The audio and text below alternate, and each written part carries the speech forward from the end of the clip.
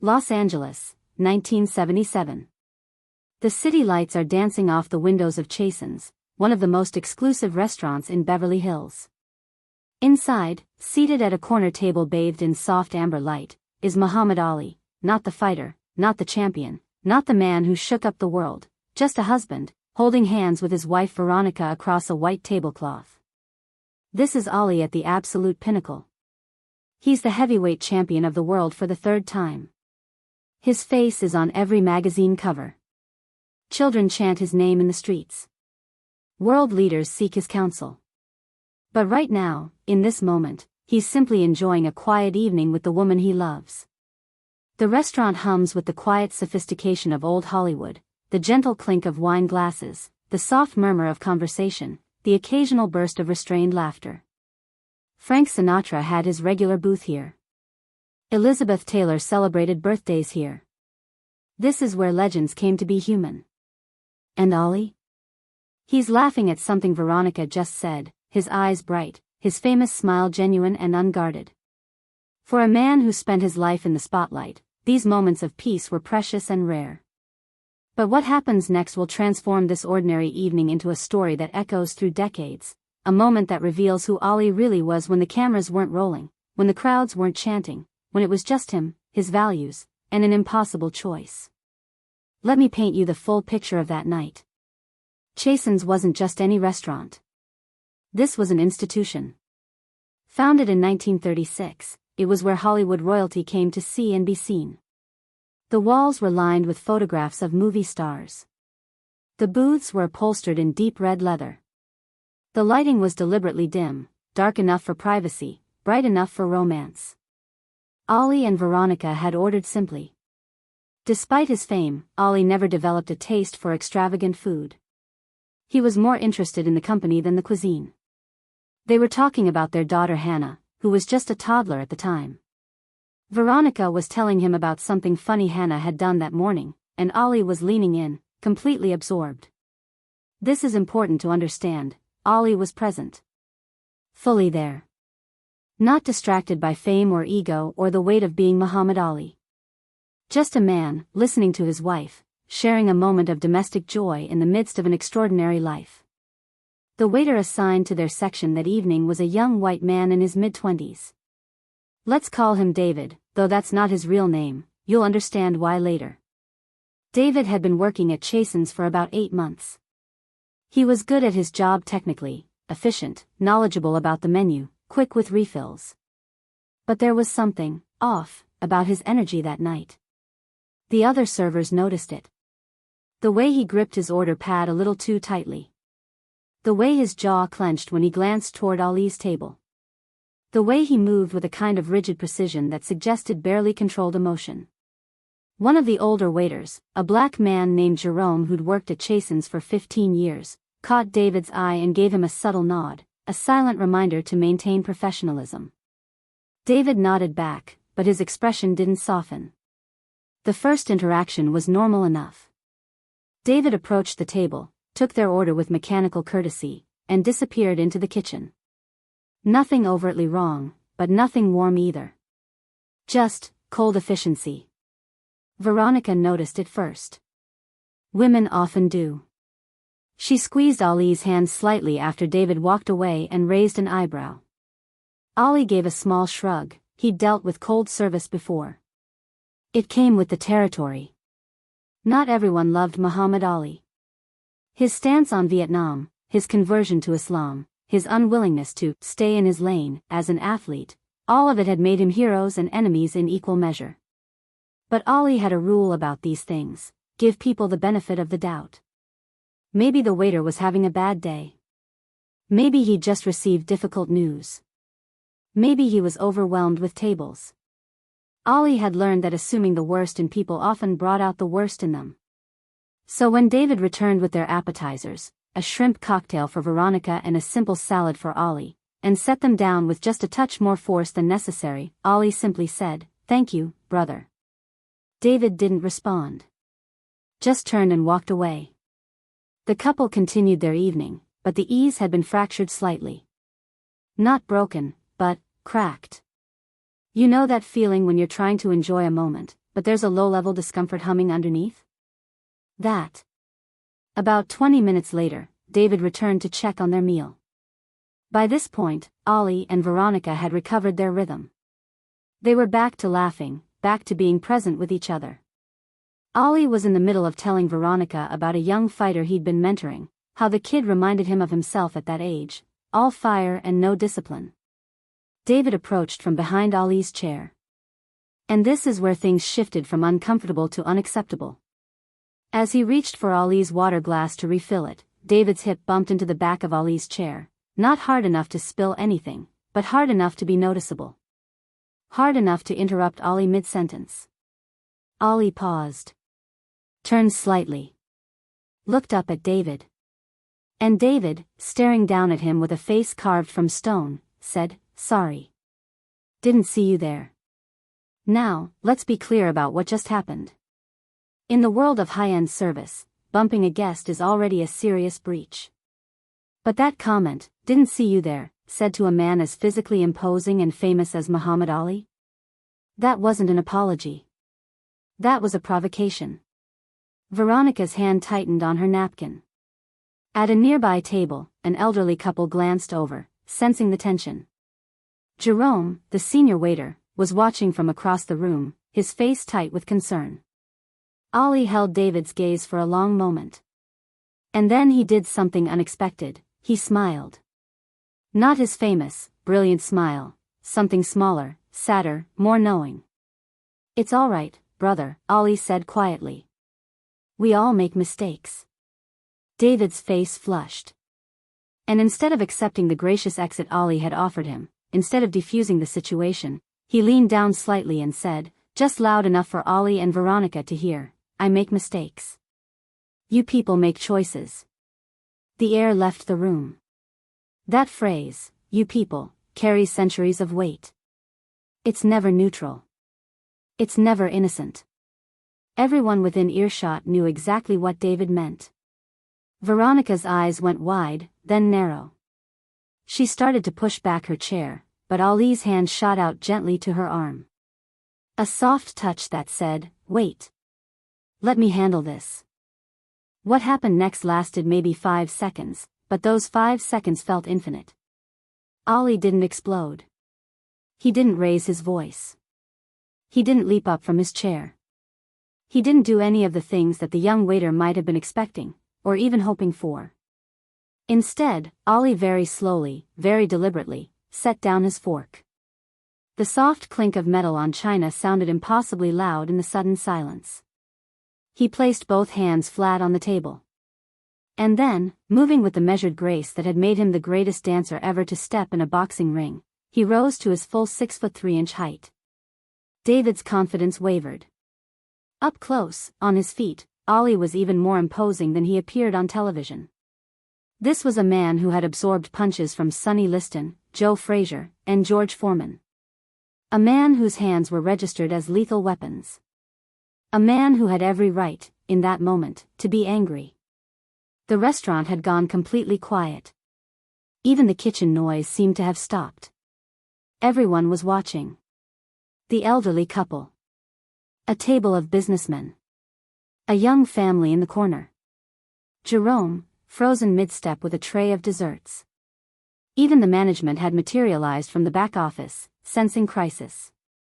Ollie stood there, towering over David, his face unreadable. And he said nothing. The silence stretched. 1 second. 2 seconds. 3. David's Adam's apple bobbed as he swallowed hard. His bravado was crumbling. Whatever ugly courage he'd summoned to speak those words was evaporating under the weight of Ollie's presence. 4 seconds. 5. And then Ollie spoke. But not to David. He turned to Veronica, and in a voice loud enough for the entire section to hear, he said, "Baby, do you see this woman right here?" Veronica blinked, confused. "What do you mean?" Ollie gestured to her with genuine reverence. "This woman is one of the most beautiful, intelligent, graceful human beings I have ever known. She chose to share her life with me. She gave me a daughter. She stands by me when half the world thinks I'm crazy. She is my blessing, my teacher, my heart. Veronica's eyes filled with tears. This was not what she'd expected. This was not what anyone had expected. Ollie continued, still not looking at David, and you know what's amazing? Every single person in this restaurant can see how beautiful she is. It's obvious. It's undeniable. But this young man right here? Now Ollie turned back to David. He looked at her and saw nothing. He looked at me and saw nothing. Just you people. David's face was red now, but a different kind of red. Not anger, shame. Ollie reached into his pocket and pulled out his wallet. The restaurant held its breath. Was he about to throw money at the waiter in disgust? Was this going to be a dramatic exit? Ollie opened the wallet and removed a crisp $100 bill. In 1977, that was serious money, worth about $500 in today's terms. More than David probably made in tips all week. He held it up so everyone could see it. And then he did something that no one, not Veronica, not David, not the watching crowd, not even the management, could have predicted. He extended the bill toward David. Take it, Ollie said. David stared at the money, then at Ollie, then back at the money. I don't understand. Take it, Ollie repeated. It's yours. With shaking hands, David took the $100 bill. He looked at it like it might burn him. Ollie put a hand on David's shoulder, not roughly, but firmly. The kind of touch a father might give a son. Do you know why I'm giving you this? David shook his head, unable to speak. Because, Ollie said, you need it more than I do. And I don't mean for rent or groceries. You need it because you're carrying something heavy inside you, brother. Something that made you look at me and my wife and see enemies instead of people. Something that turned a simple dinner into a battlefield. That's expensive, what you're carrying. That kind of hate costs you everything, your peace, your joy, your humanity. It'll bankrupt your soul. A tear rolled down David's cheek. This $100, Ollie continued, is a reminder. Every time you look at it, I want you to remember tonight. Remember that you expected me to be exactly what you'd been taught to believe about people who look like me. Remember that your hate wanted me to hate you back. And remember what actually happened instead. The manager, a portly man in an expensive suit, rushed over. Mr. Ollie, I am so deeply sorry. This is completely unacceptable. Sir, he turned to David, his face purple with rage, you're fired. Get your things and leave immediately. But Ollie held up his hand. No. The manager blinked. I'm sorry, what? No, Ollie repeated. Don't fire him. Mr. Ollie, I appreciate your generosity, but this young man insulted you and Mrs. Ollie in my establishment. I know what he did, Ollie said calmly. And I'm asking you not to fire him. Everyone was staring now. David most of all, his face a mixture of confusion, shame, and disbelief. Ollie turned back to the young waiter. What's your name, brother? Your real name. David, the waiter stammered. David Morrison. David Morrison, Ollie repeated, as if tasting the name. Tell me something, David. Do you have family? David nodded. My mom. My kid sister. Dad died 2 years ago. And this job helps you take care of them? Another nod. Ollie turned to the manager. Then he needs this job. And I don't believe in punishing a man's family for his mistakes. Do you? The manager opened his mouth, then closed it. No, Mr. Ollie. I don't. Good, Ollie said. He looked back at David. So here's what's going to happen. You're going to keep your job. You're going to finish your shift tonight with professionalism and grace. And you're going to think about what happened here. Really think about it. And maybe, if you're brave enough, you'll let it change you. Ollie extended his hand. Can you do that? David stared at the offered hand for a long moment. Then, slowly, he took it. Ali's grip was firm but not crushing. A handshake between equals. "I'm so sorry," David whispered, his voice breaking. "I'm so sorry. I don't even know why I know you don't," Ali said gently. "That's the scariest part, isn't it? When the hate just comes out and you don't even know where it lives inside you. But now you know it's there. And knowing is the first step to healing it." Ali and Veronica sat back down. The restaurant slowly, tentatively, returned to its normal rhythm. David served out the rest of their meal with quiet efficiency and what appeared to be genuine contrition. When he brought the check, he tried to return the $100 bill, but Ali refused to take it. After Ali and Veronica left that night, David stood in the break room, staring at the bill in his hands. Jerome, the senior waiter, came in and found him there. "You know why he did that, don't you?" Jerome asked. David shook his head. "Because Muhammad Ali is a Muslim," Jerome explained. "And in his faith, there's a teaching that says treating someone with unexpected kindness when they've wronged you is one of the highest forms of worship.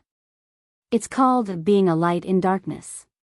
He wasn't just being nice to you, son. He was practicing his religion." Jerome paused, then added, "And because he's been where you are." "What do you mean?" David asked. "He's been hated for who he is. He's been called names, denied service, spit on, threatened. He knows what it's like to be on the receiving end of that poison.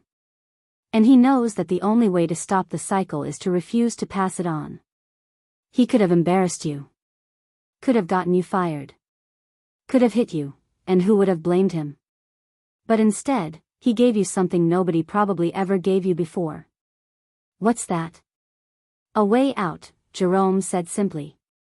"He gave you a way out of whatever maze of hate you're stuck in. Whether you take it or not, that's on you." David Morrison did take it. In the weeks and months that followed, he began to change. Small things at first: reading books Ali had mentioned in interviews, attending a local community center where people of different backgrounds gathered, actually listening to his black co-workers instead of just working alongside them. He kept the $100 bill. Framed it. Put it on his wall. And whenever he felt that old, ugly feeling rising up, that instinct to judge, to hate, to see us and them instead of just people, he'd look at that bill and remember. Remember Ali's hand on his shoulder. Remember Veronica's graceful dignity. Remember the shame of that moment, yes, but more importantly, remember the mercy that followed. 3 years later, David Morrison left Chasen's to go back to school. He became a social worker, specializing in helping at-risk youth. When people asked him why he chose that path, he'd tell them about the night Muhammad Ali gave him $100 and, more importantly, gave him his humanity back. David got married. Had a son. Named him Muhammad. When Ali died in 2016, David was in his 60s. He attended a memorial service in Los Angeles, standing in the back, silent tears streaming down his face. He still had that $100 bill. He'd carried it in his wallet every day for nearly 40 years, now worn soft as cloth from touching. After the service, a reporter doing man-on-the-street interviews approached him. "Did you know Muhammad Ali personally?" she asked, noting his obvious emotion. David smiled through his tears. "He knew me," he said. "Even when I didn't know myself." "So why does this story matter? Why am I telling you about a restaurant incident from nearly 50 years ago? Because we live in a world that teaches us to meet hate with hate, disrespect with disrespect, violence with violence. We live in a culture of instant retaliation, public shaming, and permanent cancellation.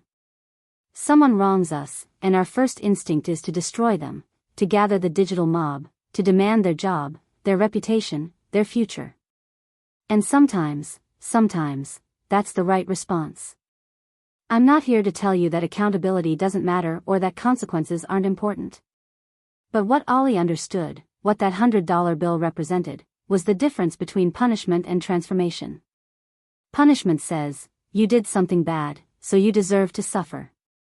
Transformation says, you did something bad, and I'm going to give you the tools to become better. Ollie could have humiliated David Morrison that night. Could have made him a viral villain decades before the internet existed. Could have basked in righteous anger while David's life crumbled.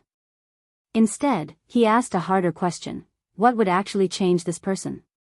Not what would make me feel better. Not what would satisfy my ego or prove my moral superiority. But what would actually reach into this young man's heart and plant a seed of transformation? The answer was unexpected kindness. Undeserved mercy. $100 reminder that he was seen, truly seen, not as an enemy but as a human being who'd lost his way. Muhammad Ali once said, "I've made my share of mistakes along the way, but if I have changed even one life for the better, I haven't lived in vain." He changed David Morrison's life. And through David's work with at-risk youth, he probably changed hundreds more. And through this story, maybe, just maybe, he's changing yours right now. So here's my question for you, and I want you to really think about it. When was the last time someone wronged you, disrespected you, hurt you, and you chose mercy over revenge? When was the last time you handed someone a metaphorical $100 bill and said, "I see your humanity, even when you can't"? It's hard. God, it's so hard. It requires a strength most of us don't think we have. But maybe that's exactly why Ali was the greatest. Not because of his fists, but because of his heart. If this story moved you, hit that like button. Subscribe for more stories about the moments that define us. And drop a comment telling me about a time someone showed you unexpected mercy, or a time you showed it to someone else. The world needs more $100 bill moments. And it starts with us.